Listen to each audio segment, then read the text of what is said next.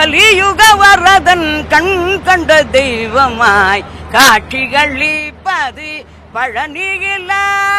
கலியுக வரதன் கண் கண்ட தெய்வமாய் காட்சிகளிப்பது பழனியில. பழனியில பழனியில பழனியில பழனியில பழனியில தான் பாடிக்கிட்டு இருக்கேன். முருகா, எல்லாருக்கும் வணக்கம். அதாவதுப்பா, முருகனுடைய மாநாடு அதானே, முருகனுடைய மாநாடு எல்லாருடைய மாநாடு. அப்படி ஒரு பக்தியாக நடந்தது, சாமானியம் இல்லை. எல்லாரும் ரொம்ப ஈடுபாடோட நடத்தினாங்க.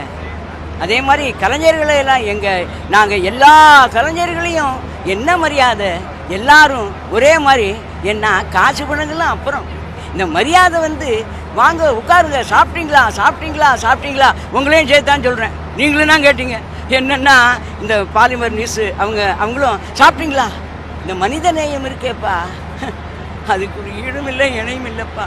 மனித நேயம்தான் மனுஷனுக்கு முக்கியம், காசு பணம் எல்லாம் அப்புறம்.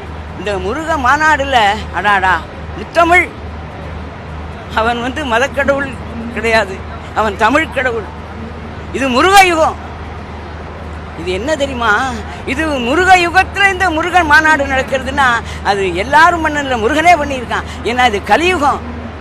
கலியுக வரதன் கண் கண்ட தெய்வமாய் காட்சிகளிப்பது பழனியில. கலியுக வரதன் கண் கண்ட தெய்வமாய் காட்சிகளிப்பது பழனியில. பழனியில பழனியில பழனியில பழனியில பழனியில தான் பாடிக்கிட்டு இருக்கேன். அது பெரிய விஷயம். பழனியிலே பாடிட்டு இருக்கேன். பழனியை பற்றி முருகா, அது பெரிய பாக்கியம் இல்லையாப்பா முருகா. அதனால இது முருக யுகம். முருகன் நேர வரப்போறான். அது எப்படி வருவான் ஏதா வருவான்னு நமக்கு தெரியாது. தெரிஞ்சுட்டா அப்புறம் நம்ம யாரு. அதனால முருகன் மனுஷர் ரூபேனே தான் வரப்போறான். அது எந்த மனுஷன்னு தெரியாது. முருகா முருகா முருகா, அன்பே சிவம்னா, அன்பே கடவுள்னா.